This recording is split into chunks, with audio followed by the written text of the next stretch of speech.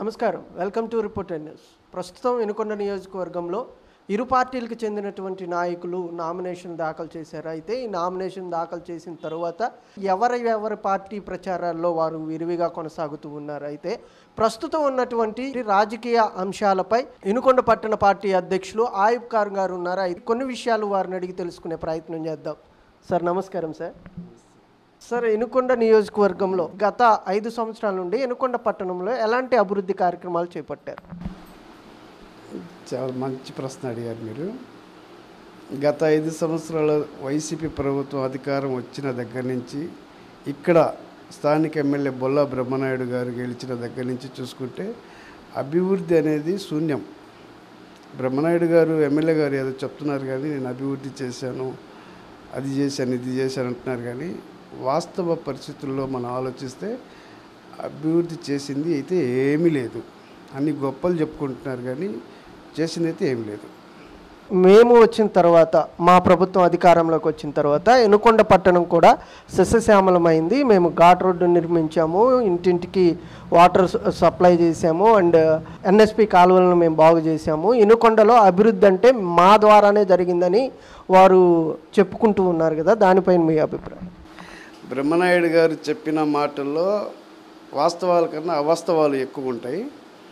ఎందుకంటే 2019కి ముందు తెలుగుదేశం పార్టీ అధికారంలో ఉన్నప్పుడు ఇక్కడ వినుకొండ టౌన్ మున్సిపాలిటీకి తెలుగుదేశం పార్టీ ప్రభుత్వ హయాంలో చాలా నిధులు తీసుకొచ్చాం.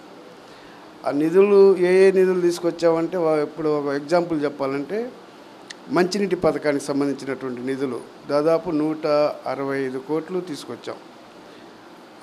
అప్పటి ఎమ్మెల్యే, మా తెలుగుదేశం పార్టీ ఎమ్మెల్యే జీవి ఆంజనేయులు గారు శాశ్వత మంచినీటి పథకం కోసం భవిష్యత్తులో వినుకొండ పట్టణ ప్రజలు నీళ్ల కోసం ఎటువంటి ఇబ్బంది పడకుండా ఒక శాశ్వత ప్రణాళికాబద్ధంగా మంచినీటి పథకాన్ని తీసుకొచ్చారు.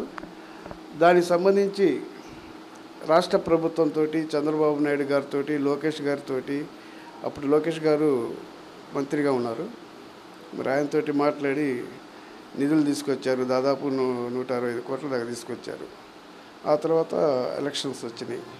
అలాగే మురికి కాలువలకు సంబంధించి, సిమెంట్ రోడ్లకు సంబంధించి ఎన్ఎస్పి కాలువ కట్ట ఉంది. ఆ ఎన్ఎస్పి కాలువ కట్టకు ఈ పక్క ఆ పక్క 2 పక్కల సిమెంట్ రోడ్లు నిర్మాణం కోసం దానికి సంబంధించి కూడా నిధులు మనం తీసుకొచ్చాం తెలుగుదేశం పార్టీ హయాంలోనే. ఆ తర్వాత ఎలక్షన్స్ వచ్చినాయి. మళ్ళీ ఇంకోటి అడిగారు మీరు, అది కొండ మీద ఘాట్ రోడ్ అని చెప్పేసి. కొండ మీద ఘాట్ రోడ్డు నిర్మాణానికి సంబంధించి ఈ బొల్ల బ్రహ్మనాయుడు అయితే ₹1 చందా ఇచ్చిన పాపన పోలేదు. మరి మొత్తం నేనే చేశానని చెప్పేసి అంటాడు ఆయన. వాస్తవంగా తెలుగుదేశం పార్టీ ప్రభుత్వ హయాంలోనే కొండ మీద ఘాట్ రోడ్డు నిర్మాణం మొదలైంది. అయితే కొంతమంది వైశ్యాస్ సోదరులు, న్యాయవాదులు కొంతమంది, తెలుగుదేశం పార్టీలో ఉన్నటువంటి వాళ్ళు కొంతమంది కలిసి ఒక కమిటీగా ఏర్పడి ఆ ఘాట్ రోడ్డు నిర్మాణం కోసం పనులు ప్రారంభించారు. వాళ్ళు చందాలు వేసుకున్నారు. మరి ఆ చందాలు ఇచ్చిన వాళ్ళలో ఇప్పటి తెలుగుదేశం పార్టీ అభ్యర్థి జీవి ఆంజనేయులు గారు కూడా మరి అప్పుడు 7 లక్షల దాకా ఇచ్చారు. ఇచ్చి వర్క్ మొదలుపెట్టారు. అప్పటికే 2 టర్నింగ్లు అయిపోయినాయి. 3వ టర్నింగ్ వచ్చేసరికి ఎలక్షన్స్ వచ్చింది, కోడ్ వచ్చింది. ఈ ఎక్కడి పనులు అక్కడ ఆగిపోవటం జరిగింది. నిధులు అయితే అట్లానే ఉన్నాయి.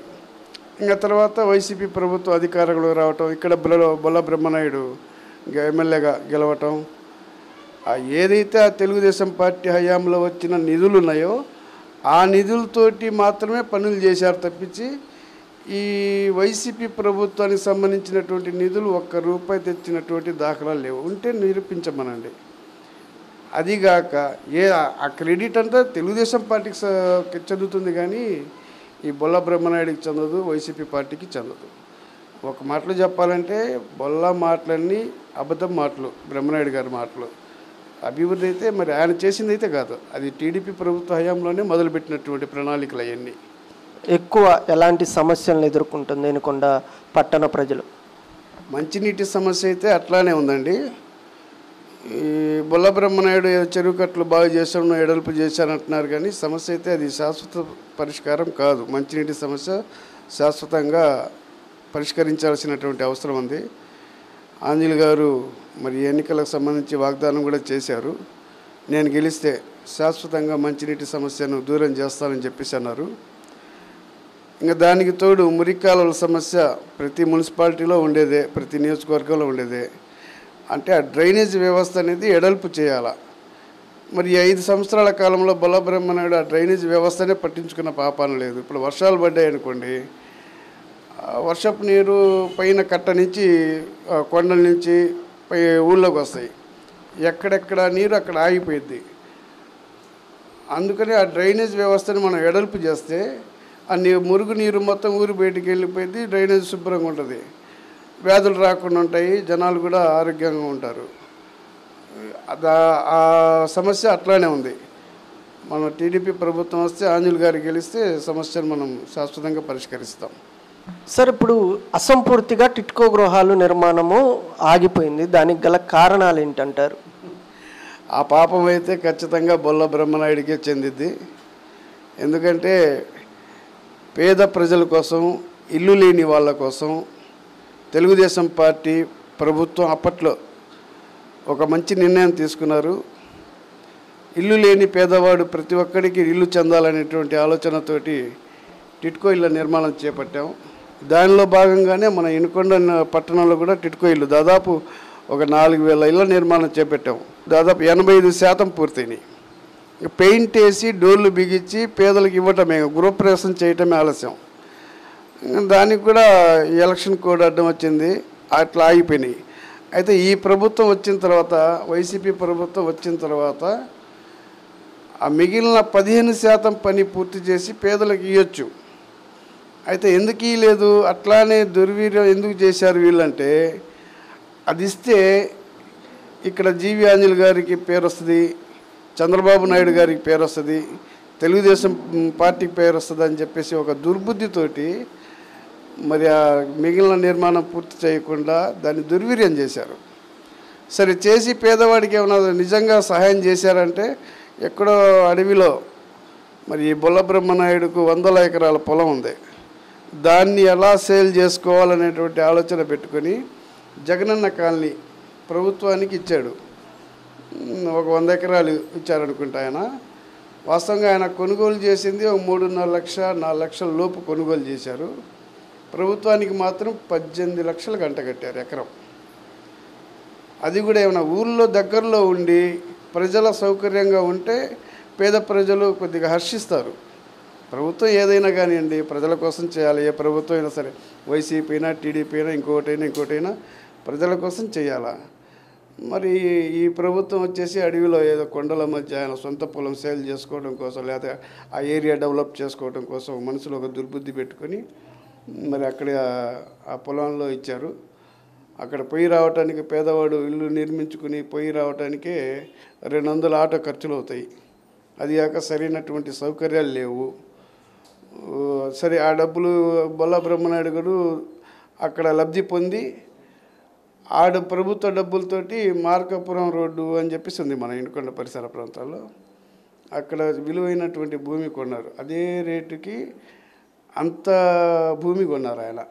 అదేదో అప్పుడే అదే రేటుకి అక్కడ కొనిస్తే ప్రజలకు సౌకర్యార్థం ఉండేది, రాకపోకలకు అనుకూలంగా వాహన సౌకర్యం ఉండేది, పేదవాడు కూడా హర్షిస్తాడు. అలా అని కాకుండా కేవలం వ్యాపార బుద్ధి, రియల్ ఎస్టేట్ చేసుకోవాలా, లబ్ధి పొందాలా, పేదవాడు ఎట్లన్నా పోవని, ఎట్లన్నా నాశనం అని, ఇట్లాంటి ఆలోచనలు మనసులో పెట్టుకున్నారు ఈ బొల్ల బ్రహ్మనాయుడు గారు.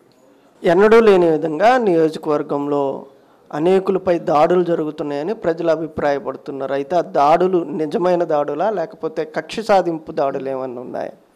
ప్రజల అభిప్రాయం కాదండి, ఇది వాస్తవాలే. ఇది ఎందుకంటే గతంలో ఇనుకొండ నియోజకవర్గానికి చాలామంది శాసనసభ్యులుగా పనిచేశారు. ఇనుకొండ గట్ట సిపిఐ కమ్యూనిస్టు పార్టీ అధికారం, కమ్యూనిస్టు పార్టీల హయాంలో కూడా పులుపుల వెంకట శివయ్య గారు శాసనసభ్యులుగా ఉన్నారు. అప్పటి నుంచి లెక్కేసుకుంటే ఆ తర్వాత చాలామంది చేశారు. కాంగ్రెస్ పార్టీ సంబంధించిన ఎమ్మెల్యేలు చేశారు. ఆ తర్వాత తెలుగుదేశం పార్టీ ఏర్పడిన తర్వాత వీరపనేని యలమందరావు గారు చేశారు. మక్కెనమల్లి కాంగ్రెస్ తరఫున మక్కెన మల్లికార్జునరావు గారు, నన్నపనేని రాజ్కుమారి గారు, ఇలా రకరకాలుగా. ఆ తర్వాత జీవి ఆంజనేయులు గారు ఇప్పుడున్నటువంటి తెలుగుదేశం పార్టీ అభ్యర్థి, ఆయన కూడా గతంలో 10 సంవత్సరాలు ఎమ్మెల్యేగా చేశారు. మరి ఇంతమంది చేసిన ఇన్ని సంవత్సరాలు పరిపాలన చేసిన కూడా శాసనసభ్యులుగా ఎన్నడూ కూడా కులాలకు సంబంధించిన తగాదాలు కానీ, ఒక మతానికి సంబంధించిన తగాదాలు కానీ, విభేదాలు కానీ ఎప్పుడూ లేవు. అందరూ సోదరులుగా సోదర భావంతో కలిసిమెలిసి ఉండేవాళ్ళు. ఎవరి వ్యాపారాలు వాళ్ళు శుభ్రంగా చేసుకునేవాళ్ళు. చాలా ప్రశాంతమైనటువంటి వాతావరణంలో వినుకొండ నియోజకవర్గం ఉండేది. ఎలక్షన్లు వచ్చేసరికి ఎవరికి సంబంధించిన రాజకీయ పార్టీకి ఎవరి ఓటు వాళ్ళు వేసుకుంటారు, ఎవరి అభ్యర్థిని వాళ్ళు గెలుపు కోసం పని చేసుకుంటారు. ఆ 20 రోజులు ఆ నెల రోజులు పని చేసుకుంటారు. తర్వాత ఎవరు గెలిచినా అభినందించుకుంటారు ఒకళ్ళు. ఓడిపోయిన అభ్యర్థి కూడా గెలిచిన అభ్యర్థికి అభినందించడం జరుగుతుంది. ఇట్లాంటి వాతావరణంలో ప్రశాంతమైనటువంటి వాతావరణం మన వినుకొండ నియోజకవర్గంలో ఉండేది. ఈ బొల్ల బ్రహ్మనాయుడు గారి శాసనసభ్యులుగా ఎన్నికైన తర్వాత అట్లాంటి వాతావరణం మొత్తం ఒక్కసారిగా మారిపోయి ఫ్యాక్షనిజం లాగా ఒక రాయలసీమ వాతావరణం వినుకొండలో మొదలుపెట్టారు ఆయన. ముఖ్యంగా పాపం చదువుకున్న యువతకు మత్తుకు అలవాటు చేశాడు ఆయన. గంజాయి తాగటం, మందు తాగటం బానిస చేశాడు. ముఖ్యంగా మత్తుకు బానిస చేసి వాళ్లకు తన ప్రయోజనాల కోసం వీళ్ళని ఉపయోగించుకొని బొల్ల బ్రహ్మనాయుడు చేసేటటువంటి అరాచకాలను ఎవరన్నా ప్రశ్నిస్తే వాళ్ళ మీద వీళ్ళను ఉసుగొల్పి వీళ్ళ చేత దాడులు చేయిస్తాడు ఈ ఎమ్మెల్యే బొల్ల బ్రహ్మనాయుడు. ఇటువంటి వాతావరణం మారిపోతుంది. వినుకొండ నియోజకవర్గం కొనసాగుతుంది. ప్రజలు అభిప్రాయపడ్డంలో తప్పులేదు. ఎందుకంటే ఇప్పుడున్నటువంటి వినుకొండ టౌన్ కానీ నియోజకవర్గం కానీ దాడులకు నిలయంగా మారింది ఈ వైసీపీ ప్రభుత్వ హయాంలో. వాస్తవాలు. సార్, రానున్న ఎన్నికల్లో ఏ ప్రభుత్వం అధికారంలోకి వస్తే వినుకొండ నియోజకవర్గం అభివృద్ధి పదంలో నడుస్తుందంటారు? నేనైతే నా అభిప్రాయం చెప్పాలంటే ఖచ్చితంగా తెలుగుదేశం పార్టీ అధికారంలోకి వస్తేనే బాగుంటుందని నా ఆలోచన. ఎందుకంటే గతంలో 2019 ఎన్నికల్లో కానీ అధికారంలో ఉంది తెలుగుదేశం పార్టీ. అప్పుడు కూడా ఇట్లానే జనసేన, బీజేపీ, టీడీపీ కలిసి పోటీ చేసే అధికారంలోకి వచ్చినాయి. ప్రశాంతమైనటువంటి వాతావరణంలో అప్పుడు పాలన సాగింది. ముఖ్యంగా మన రాష్ట్రానికి ఇప్పుడు దరిద్రం ఏంటంటే చెప్పుకుంటే సిగ్గుపోయేది, రాజధాని లేదు. ఈ వైసీపీ ప్రభుత్వం వచ్చిన తర్వాత మన రాష్ట్రానికి రాజధాని లేకుండా చేశారు వీళ్ళు. అటువంటి పరిస్థితి రాకుండా ఉండాలంటే తెలుగుదేశం పార్టీ అధికారంలోకి రావాల్సిన అవసరం ఉంది. చంద్రబాబు నాయుడు గారు ముఖ్యమంత్రిగా రావాల్సిన అవసరం ఉంది. మన రాష్ట్రానికి అమరావతి రాజధాని అభివృద్ధి చెందాలంటే తెలుగుదేశం పార్టీ అధికారంలోకి రావాల్సిన పని ఉంది. తెలుగుదేశం పార్టీ పేదల కొరకు ఎలాంటి మేనిఫెస్టోని రిలీజ్ చేసింది? ఆ మేనిఫెస్టోలో పేదలకు సంబంధించినటువంటి సంక్షేమ పథకాలు ఏమున్నాయి? చంద్రబాబు నాయుడు గారి అధికారంలోకి వస్తే సూపర్ 6 పథకాలు అని చెప్పేసి ప్రవేశపెట్టారు మేనిఫెస్టోలో. ఎక్కువ భాగం మహిళలకు ప్రాధాన్యత ఇచ్చారు. ఇప్పుడు మహిళలు ఎక్కడికి వెళ్ళాలన్నా బస్సు ప్రయాణం ఫ్రీ అన్నారు. ఆ సూపర్ 6 పథకాల గురించి ఒకసారి చెప్పుకోవాలంటే మనం బస్సు ప్రయాణం ఫ్రీ అన్నారు. జిల్లా పరిధిలో మహిళలు ఎక్కడికి వెళ్ళాలన్నా బస్సు ప్రయాణం ఫ్రీ. అలాగే గ్యాస్ సిలిండర్లు సంవత్సరానికి 3 గ్యాస్ సిలిండర్లు ఫ్రీ అన్నారు. దాంతోపాటుగా ఇప్పుడున్న ఈ జగన్మోహన్ రెడ్డి ప్రభుత్వం చదువుకునే పిల్లలకు సంవత్సరానికి 15,000 ఇస్తున్నారు. అసలు వాస్తవంగా చెప్పాలంటే 2019 ఎన్నికలకు ముందు ఇదే జగన్మోహన్ రెడ్డి ఏం చెప్పారంటే, ఒక కుటుంబంలో ఎంతమంది పిల్లలు ఉంటే అంతమందికి నేను 15,000 చొప్పున ఇస్తానని చెప్పేసి ఎన్నికల ప్రచారంలో చెప్పుకుంటూ వచ్చారు. తర్వాత ఒక విద్యార్థికి ఒక పిల్లోడికి ఇస్తానని చెప్పేసి 15,000 ఇవ్వటం మొదలుపెట్టారు. ఆ తర్వాత ఆ 15,000ను కూడా కట్ చేస్తూ ఒక సంవత్సరం 14,000 ఇచ్చారు, ఒక సంవత్సరం 13,000 ఇచ్చారు. ఇట్లా తగ్గించుకుంటూ ఇప్పుడు ప్రస్తుతం 12,000 ఇస్తున్నారు. అంటే ఇచ్చిన మాట నిలబెట్టుకోలేని ఈ అసమర్థ ప్రభుత్వం పరిస్థితి ఇట్లా తయారైంది. చంద్రబాబు నాయుడు గారు అలా చెప్పలేదు. ఆ కుటుంబంలో ఎంతమంది అయితే పిల్లలు ఉన్నారో, ముగ్గురుంటే ముగ్గురికి 3-15 45,000 ఇస్తానన్నారు. నలుగురుంటే 60,000 ఇస్తామన్నారు చంద్రబాబు నాయుడు గారు విద్యార్థి చదువుకునే పిల్లల విషయంలో. అలాగే 18 సంవత్సరాలు దాటినటువంటి ఒక కుటుంబంలో 18 సంవత్సరాలు దాటిన మహిళలు ఉంటారు. వాళ్లకు ఒక్కొక్కరికి 1,500 చొప్పున ఇస్తామన్నారు. అలాగే ఎకరం పొలం ఉంటే ఆ ఎకరం పొలం ఉన్న వాళ్ళకు పొలం ఖర్చుల కింద సంవత్సరానికి 20,000 దాకా ఇస్తామన్నారు. దానికి తోడు ఒక కుటుంబంలో నిరుద్యోగి ఉంటే డిగ్రీ చేశారు, ఉద్యోగం రాలేదు, ఆ ఉద్యోగం వచ్చిన దాకా అతని ఖర్చుల కింద సంవత్సరానికి నెలకు 3,000 చొప్పున ఇస్తామన్నారు. ఉద్యోగ భృతి కింద నెలకు 3,000. ఇట్లాంటి పథకాలు చాలా ఉన్నాయి, ఇంకా ఉన్నాయి. అది కాకుండా ఇంకా ఇప్పుడు ఈ ప్రభుత్వం విదేశీ విద్య తీసేసింది. గతంలో చంద్రబాబు నాయుడు గారు అధికారంలో ఉన్నప్పుడు విదేశీ విద్య దూర దేశాలకు పోయి ఉన్నతమైన విద్యలు చదువుకున్నటువంటి విద్యార్థులు చాలామంది ఉన్నారు. ఈ ప్రభుత్వం వచ్చిన తర్వాత అసలు ఆ పథకాన్ని రద్దు చేశారు. ఒక్క రూపాయి ఇచ్చిన పాపన పోలేదు. చాలా కుటుంబాలు రోడ్డున పడ్డాయి ఆ పథకం తీసేసినందువల్ల. ఆ పథకాన్ని మళ్ళీ పునరావృతం చేస్తామని చెప్పేసి చంద్రబాబు నాయుడు గారు చెప్పడం జరిగింది. అలాగే ఇంకా విద్యార్థుల కోసం అనేకమైనటువంటి పథకాలు చంద్రబాబు నాయుడు గారు ప్రవేశపెట్టబోతున్నారు. విద్యార్థి ఎల్కేజీ నుండి పీజీ వరకు తను చదువుకున్నటువంటి విద్యలో ఎటువంటి ఇబ్బందులు పడకుండా పూర్తి స్థాయిలో చంద్రబాబు నాయుడు గారు తీసుకోబోతున్నారు కానీ చెప్పేసి ఈ సందర్భంగా నేను చెప్తున్నాను. సార్, పొత్తులో భాగంగా Telugu Desam party, Janasena party, BJP పార్టీలు కలిసి ఉమ్మడి పార్టీలుగా అధికారంలోకి రావాలని ఆశపడుతున్నారు. అయితే ప్రజలు చాలామంది అనుకునేది ఏంటంటే బీజేపీ ప్రభుత్వం ముస్లిం మైనార్టీలకు కానీ క్రిస్టియన్ మైనార్టీలకు కానీ వ్యతిరేకమని అభిప్రాయపడుతున్నారు. అయితే ఈ పొత్తులో భాగంగా వారందరూ కూడా కలిసి రావడాన్ని బట్టి ఈ మైనారిటీ వర్గాలకు ఏమైనా ఇబ్బందులు ఎదుర్కోవాల్సి వస్తుందా? చాలా మంచి ప్రశ్న అడిగారండి మీరు. 2014లో కూడా తెలుగుదేశం పార్టీ, బీజేపీ, జనసేన పార్టీలు ఈ 3 పార్టీలు కలిసి పోటీ చేయటం, అధికారంలోకి రావటం జరిగింది. మరి అప్పుడు ముస్లిమ్స్లు వేయకుండానే తెలుగుదేశం పార్టీ గెలిచిందా? ఖచ్చితంగా ముస్లింలు తెలుగుదేశం పార్టీకి ఓటేశారు, గెలిపించారు. బీజేపీతో పొత్తు ఉన్నా కూడా అప్పుడు. ఇంకొక ముఖ్య విషయం ఏంటంటే మా ముస్లిమ్స్లోనే కొంతమంది జీతాలు తీసుకునే వాళ్ళు ఉన్నారు. వాళ్ళు ఏం చెప్తున్నారంటే ముఖ్యంగా మన వినుకొండ నియోజకవర్గం తీసుకుంటే టౌన్ విషయంలో ఇక్కడ ఉన్నటువంటి ఎమ్మెల్యే బొల్ల బ్రహ్మనాయుడు గారు కొంతమంది ముస్లిం యువతకు జీతాలు ఇచ్చి వాళ్ళ ద్వారా ఫేక్ ప్రచారాలు చేస్తున్నారు. ఏమని? తెలుగుదేశం పార్టీ బీజేపీతో ములాఖాత్ అయింది, రేపు తెలుగుదేశం పార్టీ అధికారంలోకి వచ్చినా కేంద్రంలో బీజేపీ వచ్చినా ముస్లింలకు ఇచ్చినటువంటి 4% రిజర్వేషన్ బీజేపీ తీసివేస్తుంది, ముస్లింలకు ఉన్నటువంటి బెనిఫిట్స్ ఏదైతే ఉన్నాయో ప్రభుత్వ పథకాలు అవన్నీ బీజేపీ ప్రభుత్వం రద్దు చేస్తుందని చెప్పేసి ప్రచారం చేస్తూ ముస్లింలు తెలుగుదేశం పార్టీకి ఓటేయగాకండి అని చెప్పేసి ఫేక్ ప్రచారాలు చేయడం మొదలుపెట్టింది. ఇక్కడ మనం గమనించాల్సింది ఏంటంటే 4% రిజర్వేషను దివంగత నేత రాజశేఖర్ రెడ్డి గారు ప్రవేశపెట్టారు. అది ఎప్పుడు? దాదాపు 2009 ఆ ప్రాంతాల్లో 4% రిజర్వేషన్ పెట్టారు. ఆ తర్వాత రాజశేఖర్ రెడ్డి గారు, దివంగత నేత రాజశేఖర్ రెడ్డి గారు చనిపోవడం, తర్వాత 2014లో తెలుగుదేశం పార్టీ బీజేపీ పొత్తుతోటి అధికారంలోకి వచ్చి రావటం, ఆ వచ్చిన 2019 దాకా కూడా అధికారంలో ఉండి 4% రిజర్వేషన్ మరి ఎటువంటి డిస్టర్బ్ చేయకుండా కొనసాగించడం జరిగింది ఆ 5 సంవత్సరాల కాలం. మరి అప్పుడు కూడా కేంద్రంలో బీజేపీ ఉంది, ఇక్కడ రాష్ట్రానికి వచ్చేసి టీడీపీ అధికారంలో ఉంది.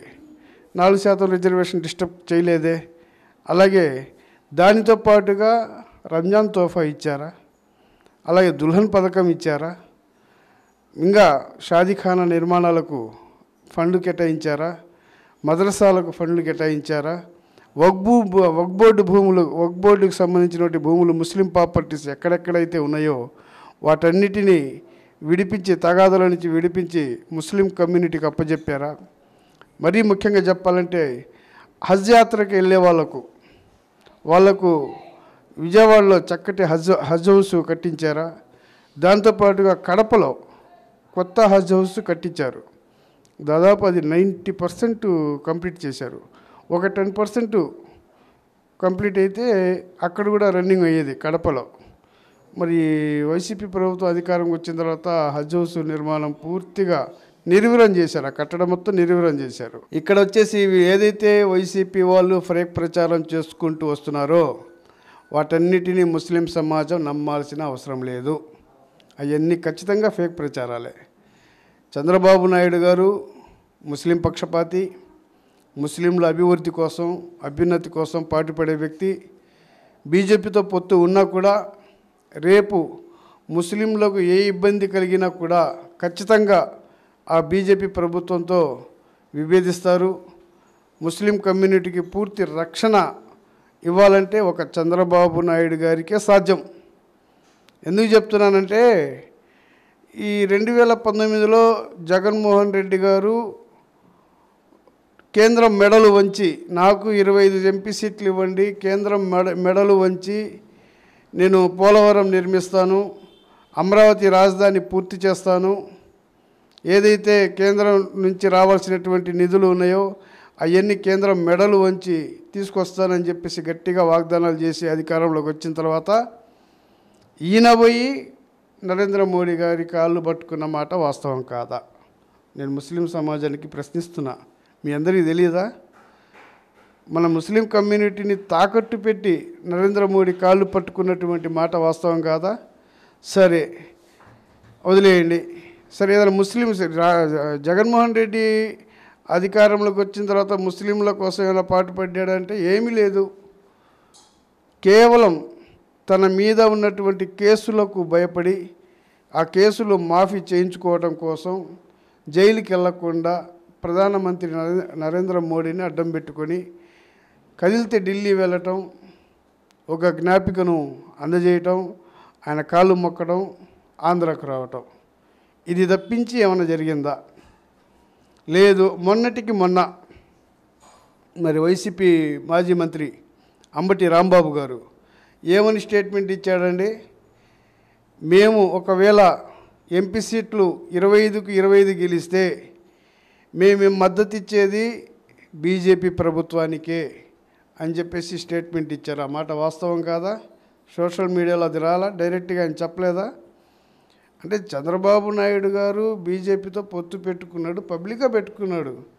పెట్టుకొని ముస్లిం జోలికి వస్తే నేనైతే విభేదిస్తా అని చెప్పేసి పబ్లిక్గా స్టేట్మెంట్ కూడా ఇవ్వడం జరిగింది. మరి ఇటువంటి పరిస్థితి జగన్మోహన్ రెడ్డి చేత మీరు ఇప్పించగలరా? ఎన్ఆర్సీ విషయం తీసుకోండి. సిఏఏ ఎన్ఆర్సీ విషయం కేంద్ర ప్రభుత్వం మరి పార్లమెంట్లో బిల్లు పెట్టింది. ఓటు ఎవరేసారండి? మీ వైసీపీ ఎంపీలు 21 మంది కాదా వేసింది? టీడీపీ సభ్యులు, పార్లమెంట్ సభ్యులు ఎంతమంది ఉన్నారు? 3 ఉన్నారు. 3 మరి ఓటేశారా? ఇది అన్యాయం, ఇది అక్రమం అని చెప్పేసి విభేదించి ఓటేయకుండా బయటకు వచ్చారు. మీ వైసీపీ ఎంపీలలో ఇప్పుడు మన టీడీపీ అభ్యర్థి, పార్లమెంట్ అభ్యర్థిగా పోటీ చేస్తున్నటువంటి లావు శ్రీకృష్ణ దేవరాయలు గారు నసరావుపేట పార్లమెంట్ అభ్యర్థిగా, టీడీపీ అభ్యర్థిగా పోటీ చేస్తున్నారు. మరి ఆయన కూడా పాపం అప్పుడు ఇది అన్యాయం అని చెప్పేసి ముస్లిం కమ్యూనిటీకి నష్టం చేకూరబోతుందని చెప్పేసి ఓటేయకుండా బయటకు వచ్చిన సందర్భం కూడా ఉంది. అట్లా ఓటేయకుండా బయటకు వచ్చాడు కాబట్టే మరి పార్టీ అప్పటి నుంచి జగన్మోహన్ రెడ్డి గారు ఆయన దూరం పెట్టుకుంటూ వచ్చింది. నసరావుపేట సీట్ ఇవ్వరని చెప్పేసి విభేదించింది.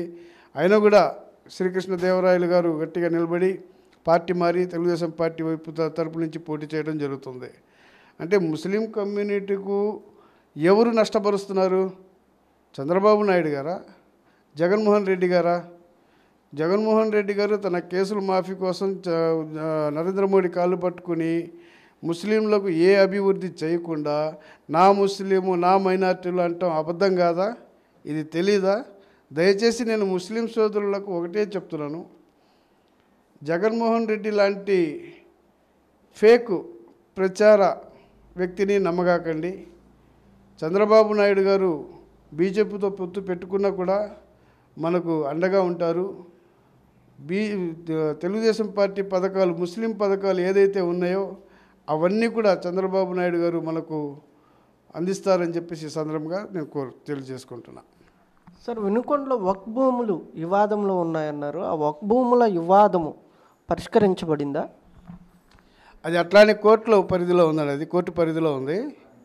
వాస్తవానికి ఏంటంటే మా నాన్నగారు సర్పంచ్గా ఉన్నటువంటి కాలంలో జామియా మసీదు వినుకొండకు పెద్ద మసీదు అని చెప్పేసింది వినుకొండలో.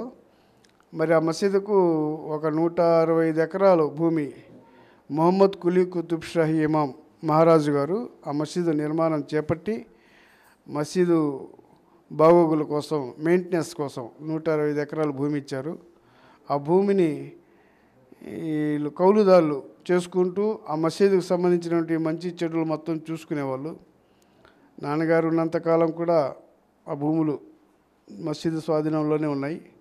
మరి ఆయన తదనంతరం ఎవరైతే ఈ కౌలుదారులు ఉన్నారో ఒక్కొక్కటిగా అమ్ముకుంటూ వచ్చారు. అవన్నీ పరాధీనం అయిపోయినాయి. ఆ తర్వాత కమ్యూనిస్ట్ పార్టీకి సంబంధించినటువంటి వ్యక్తులు ఎవరైతే ఆ భూమి వేరే వాళ్ళు కొనుగోలు చేసి ఉన్నారో రియల్ ఎస్టేట్ వ్యాపారస్తుల చేతుల్లో ఉన్నటువంటి భూమిని వీళ్ళు ప్రజలకు పంచుతాము అని చెప్పేసి, అంటే వాస్తవం చెప్పాలంటే జామియా మసీదుకి అప్పచెప్తామని వీళ్ళు వెళ్ళారు కమ్యూనిస్ట్ పార్టీ వాళ్ళు.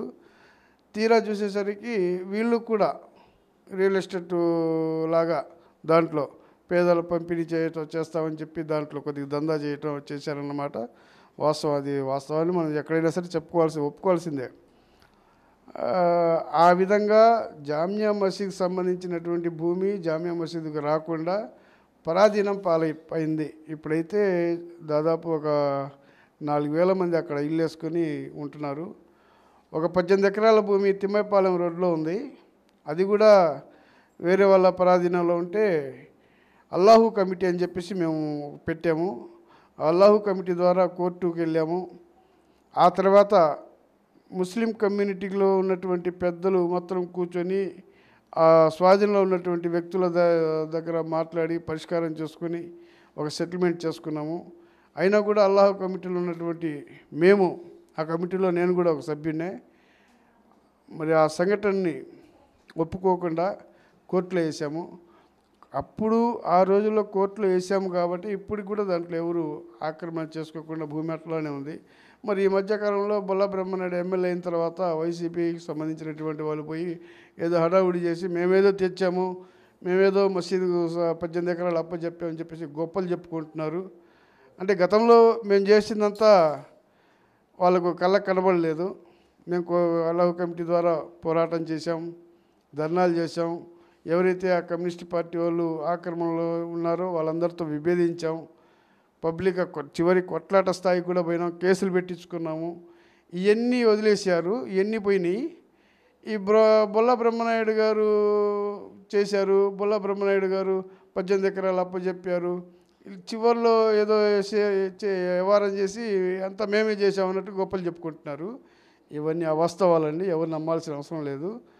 అది ముస్లిం కమ్యూనిటీ మొత్తం కలిసి పోరాటం చేస్తేనే ఆ 18 ఎకరాలు వచ్చింది. భవిష్యత్తులో కూడా ఏదైతే మసీదు మాన్యంలో ఇల్లు వేసుకున్నారో అది ఇంకా కోర్టు పరిధిలో ఉంది. కోర్టు నిర్ణయం మేరకు రేపు తెలుగుదేశం పార్టీ అధికారంలోకి వచ్చిన తర్వాత అంజలి గారితో మాట్లాడి, వక్ఫ్ బోర్డు వాళ్ళతో మాట్లాడి, జామియా మసీదు కమిటీ వాళ్ళతో మాట్లాడి దానికి ఒక శాశ్వత పరిష్కారం దిశగా ఆలోచిస్తామని చెప్పేసి ఈ సందర్భంగా చెప్తున్నా.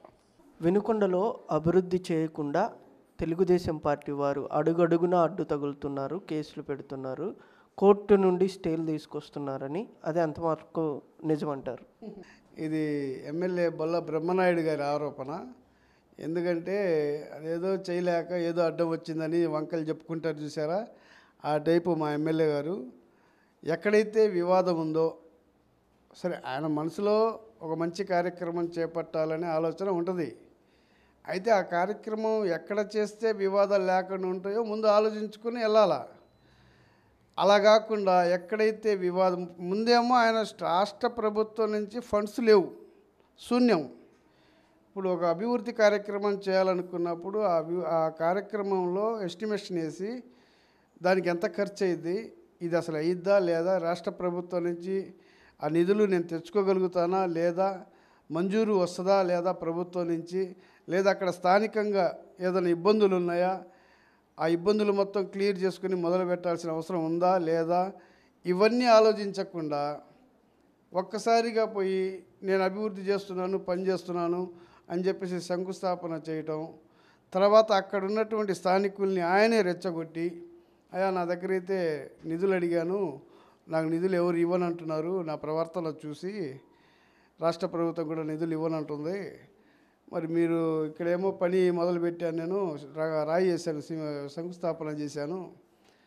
మరి శంకుస్థాపన చేసి పని మొదలు పెట్టకపోతే నాకు చెడ్డ పేరు వస్తుంది, అందుకని మీరే దాని మీద అభ్యంతరం తెలుపుతూ కోర్టుకి వెళ్ళండి.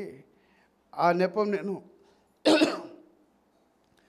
మాజీ ఎమ్మెల్యే ఆంజలి గారు ఉన్నారు, ఆయన మీద వేస్తాను, ఆయనే కేసులు పెట్టించాడని చెప్పేసి నేను ప్రజలకు ప్రెస్ మీట్ ద్వారా తెలియజేసి నేను పక్క తప్పుకుంటానని చెప్పేసి ఒక ఆలోచనతోటి కార్యక్రమాన్ని మొదలుపెట్టిస్తాడు.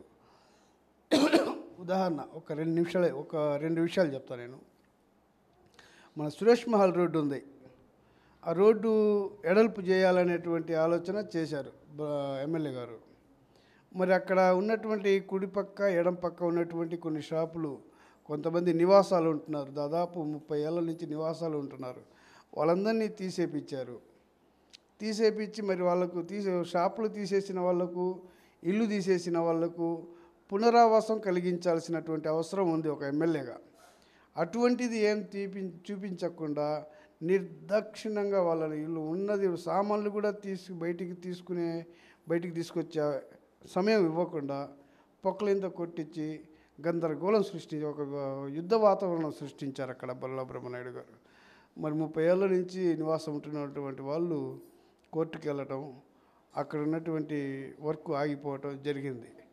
మరి వాళ్ళతో ముందుగానే పరిష్కరించుకొని రోడ్డు ఎడల్పు చేస్తున్నాను, మీకు ఇంకో చోట చూపిస్తున్నాను, మీరు అక్కడికి వెళ్ళండి, నేను ఇక్కడ పన్ను మీదలో పెట్టుకుంటానంటే ఎట్లా ఉంటుంది?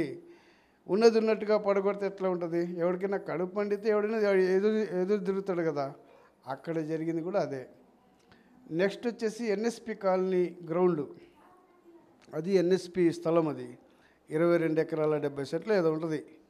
ఆ ఎన్ఎస్పి స్థలాన్ని ఇంతకుముందు తెలుగుదేశం పార్టీ అధికారంలో ఉన్నప్పుడు అప్పటి ఎమ్మెల్యే జీవి ఆంజలి గారు మున్సిపాలిటీ వాళ్ళతో మాట్లాడి, అక్కడ ఉన్నటువంటి స్థానికులతో మాట్లాడి, మీ అందరికీ కాంప్లెక్స్ కట్టించి, కొత్త ఇల్లు కట్టించి, ఆ ఇళ్లలో మీకు నివాసాలు ఏర్పాటు చేస్తాం, మీరు అందరూ ఖాళీ చేయండి అని చెప్పి అక్కడ కొన్ని డెవలప్మెంట్ ప్రోగ్రామ్స్, అంటే ముస్లింలకు షాదీఖానా అని, పార్క్ అని, మళ్ళీ షాపింగ్ కాంప్లెక్స్ అని, కూరగాయల మార్కెట్ తరలింపు అని, చికెను మటను ఫిష్ మార్కెట్ తరలింపు అని, ఇట్లాంటి ఎన్నో అభివృద్ధి కార్యక్రమాలు అక్కడ ఏర్పడి, ఎస్సీ భవన్ అని, బీసీ భవన్ అని, తిరుమల తిరుపతి దేవస్థానం భవన్ అని, ఇట్లాంటి కార్యక్రమాలని అక్కడ ఆ స్థలంలో చేయాలనేటువంటి ఆలోచన ప్రపోజల్ పెట్టి, దానికి కావాల్సినటువంటి ఫండు ఇంత కావాలని చెప్పేసి రాష్ట్రానికి నివేదిక పంపి పేపర్ వర్క్ మొత్తం రెడీ చేసి పెట్టుకున్నారు ఆంజనేయులు గారు. ఈలోపు ప్రభుత్వం మారింది, బొల్ల బ్రహ్మనాయుడుకు గెలిచారు ఇక్కడ ఎమ్మెల్యేగా. మరి ఆయన ఏం చేశారు? నిర్దాక్షిణంగా అక్కడున్న వాళ్ళని పొక్కలను పెట్టి మొత్తం పగలగొట్టించి ఎలగొట్టించారు మొత్తాన్ని. సరే, ఆయన ఏమైనా చేశాడు అభివృద్ధి అంటే అది లేదు. అక్కడ రియల్ ఎస్టేట్ వ్యాపారం చేయాలని ఏర్పాటు చేసుకున్నాడు మొత్తం. ముఖ్యంగా ఆ భూమిలో ఒక 5-6 ఎకరాలు ఆయన సొంతంగా కబ్జా చేయాలనేటువంటి ఆలోచన దుర్బుద్ధితోటి ఒక పేపర్ వర్క్ రెడీ చేసుకున్నారనేటువంటి సమాచారం ఉంది. అది ఎంతవరకు వాస్తవమో నిజమో అబద్ధమో తెలియదు. అయితే మాకు అయితే కొంత సమాచారం అందింది, ఒక 5 ఎకరాలు ఆక్యుపేషన్ చేయాలనేటువంటి ఆలోచనతో ఉన్నారని. అటువంటిది ఏం జరగదు, మేమైతే జరగనీయము. అది ప్రజల ఆస్తి, అది ప్రజల అభివృద్ధి కోసమే. రేపు తెలుగుదేశం పార్టీ అధికారంలోకి వచ్చిన తర్వాత అది ప్రజల కోసమే ఉపయోగపడేటట్టుగా మేము చర్యలు తీసుకుంటాము ఖచ్చితంగా. ఇట్లాంటి వాటిని వాళ్ళ అనుచరుల చేత, వైసీపీ కార్యకర్తల చేత, వైసీపీ అనుచరుల చేత కేసులు ఆయనే వేయించి, అంటే ఎందుకు వేయిస్తున్నాడంటే ఆయన రాష్ట్ర ప్రభుత్వం మంజూరు ఇవ్వదు ఆ కార్యక్రమాలకు, ముందు ₹1 ఫండ్ ఇవ్వదు, మరి కార్యక్రమం మొదలు పెట్టాలా? మరి ఎందుకని ప్రజలు ఏమంటారు, అడుగుతారు. మరి ఈ కార్యక్రమం మొదలు పెట్టారుగా, మైనార్టీ కాలేజ్ అన్నాడు, రాయి చేశారు, ఏది ఫండ్ ఏది? అసలు భూమి లేదు. మీ భూమి, ఎమ్మెల్యే గారి భూమి ఉంది, దాంట్లో వ్యాపారం చేయాలని చూశారు ఆయన, అది కుదరలా. స్టేడియం అని చెప్పేసి డిగ్రీ కాలేజీ పక్కన స్టేడియం ఒకటి ఏర్పాటు చేస్తారని చెప్పేసి ఆ డిగ్రీ కాలేజీ వాళ్ళతోటి, ప్రభుత్వ డిగ్రీ కాలేజీ ఉంది, వాళ్ళతోటి మాట్లాడకుండా, ఒప్పందం చేసుకోకుండా ఆ ఖాళీ స్థలం చుట్టూతా గ్రౌండ్ ఏర్పాటు చేస్తారని చెప్పేసి కాంపౌండ్ వాల్ కట్టించారు. దానిపైనేమో ఒక బోర్డు పెట్టించారు, బొల్లా బ్రహ్మనాయుడు స్టేడియం అని చెప్పి. మరి ఆయన దురదృష్టం ఏమైందంటే అప్పుడు జగన్మోహన్ రెడ్డి గారి పర్యటన వచ్చింది. అప్పుడు ఎమ్మటే ఏమనుకున్నారు ఏమో, మళ్ళీ మా ప్రజల దగ్గర మార్కులు కొట్టేయాలనేటువంటి ఆలోచనతో ఒక బ్యానర్ కట్టాడు, వైఎస్ జగన్మోహన్ రెడ్డి స్టేడియం అని చెప్పేసి. మళ్ళీ జగన్మోహన్ రెడ్డి గారు పర్యటన ముగించుకొని వెళ్ళిపోయిన తర్వాత మళ్ళీ ఆ బ్యానర్ తొలగించేశారు.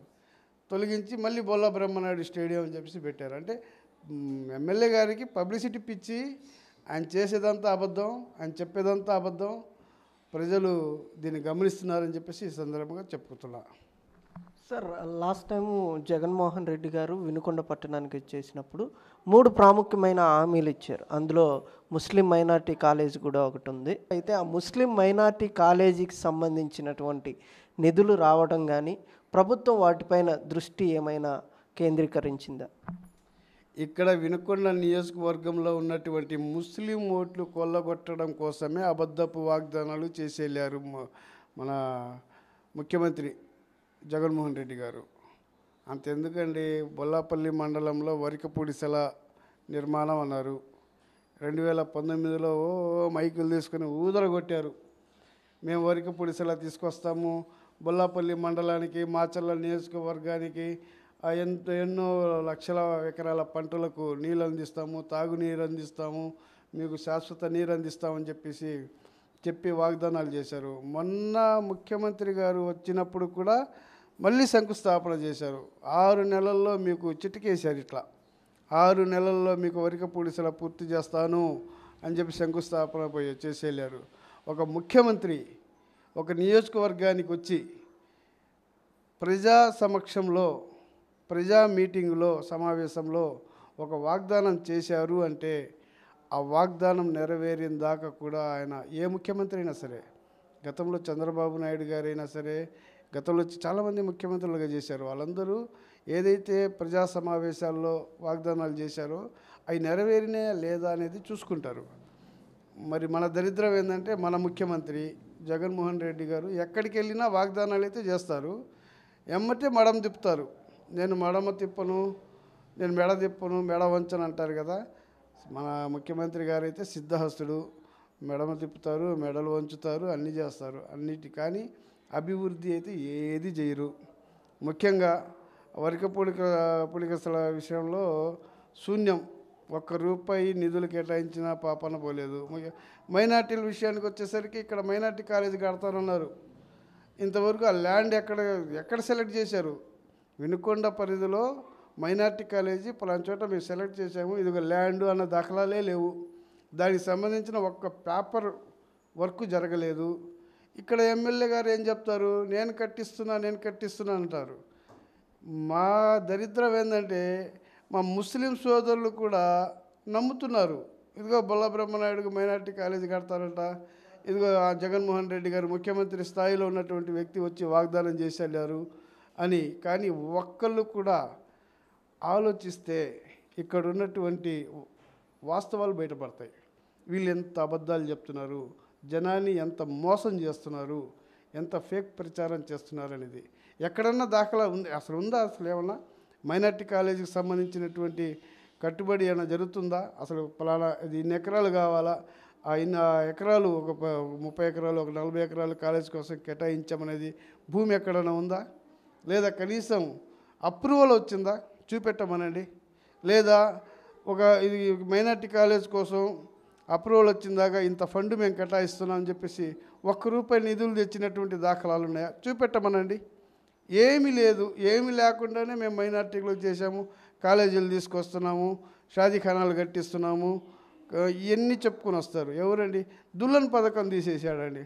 చెప్పుకుంటే సిగ్గుపోయింది. చంద్రబాబు నాయుడు గారి ప్రభుత్వంలో దుల్లన్ పథకం 50,000 ఇచ్చేవాళ్ళు. ఈ జగన్మోహన్ రెడ్డి ఎన్నికల ప్రచారంలో ఏం చెప్పాడు? ₹1,00,000 ఇస్తారన్నారు. దాని మీద అయితే మేము పోరాటం చేసాం. ఆ దుల్లన్ పథకం చాలామంది పేద ముస్లిం మహిళలు ఉన్నారు, నువ్వు ఇస్తారన్నటువంటి పథకం ఏది, అసలు ₹1,00,000 లేదని చెప్పి పోరాటాలు చేయంగా ఒక 4-5 నెలల క్రితం స్టేట్మెంట్ ఇచ్చారు, నేను ₹1,00,000 ఇస్తాను అని చెప్పేసి. ఇంతవరకు ఒకళ్ళకన్నా ఇచ్చినటువంటి దాఖలు అప్లికేషన్లు తీసుకుంటున్నారు. ఎవరైనా ఆడపిల్లకు పెళ్లి చేస్తే అప్లికేషన్ పెట్టండి, మా వాలంటీర్లు వస్తారు, వాలంటీర్ల ద్వారా అప్లికేషన్లు తీసుకోండి అని చెప్పేసి. ఆ వాలంటీర్లకు అప్లికేషన్ పెట్టాలంటే మళ్ళీ 5,000 లంచం ఇవ్వాలంట. ఇట్లా ఉంది ఈ వ్యవస్థ ఇట్లా ఉంది. ముస్లింలకు జగన్మోహన్ రెడ్డి గారు చేసింది ఏమి లేదు. ముఖ్యంగా మన వినుకొండ నియోజకవర్గంలో బొల్లా బ్రహ్మనాయుడు గారు చెప్పేవన్నీ, ముస్లింల గురించి చెప్పేవన్నీ అవాస్తవాలే. యువత నాశనం చేశారండి బొల్లా బ్రహ్మనాయుడు గారు. మత్తుకు అలవాటు చేశారు, గంజాయికి అలవాటు చేశారు, సర్వనాశనం చేశారు బొల్లా బ్రహ్మనాయుడు గారు. దయచేసి గమనించండి. ఇప్పటికైనా సరే ముస్లిం వ్యవస్థ గమనించి ఇప్పటికైనా కళ్ళు తెరిస్తే మన బతుకులు బాగుపడతాయి. Okay sir, thank you so much. మీ విలువైన సమయాన్ని మాతో గడిపినందుకు థ్యాంక్ యూ అండి. రానున్నది తెలుగుదేశం పార్టీయేనని, తెలుగుదేశం పార్టీలో ప్రజలందరూ కూడా సురక్షితంగా ఉంటారని వారు అభిప్రాయపడ్డారు. చూద్దాం రానున్న ఎన్నికల్లో ప్రజలు ఎవరి వైపు మగ్గు చూపి ఎవరిని గెలిపిస్తారనేది వేచి చూడాల్సి ఉంది.